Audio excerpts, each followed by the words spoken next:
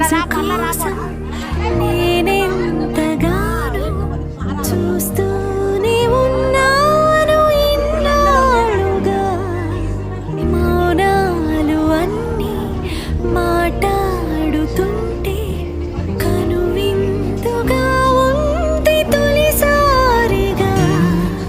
అపురూపమేగా నాకీ క్షణాలు దాచేసుకుంటాను జ్ఞాపకాలు.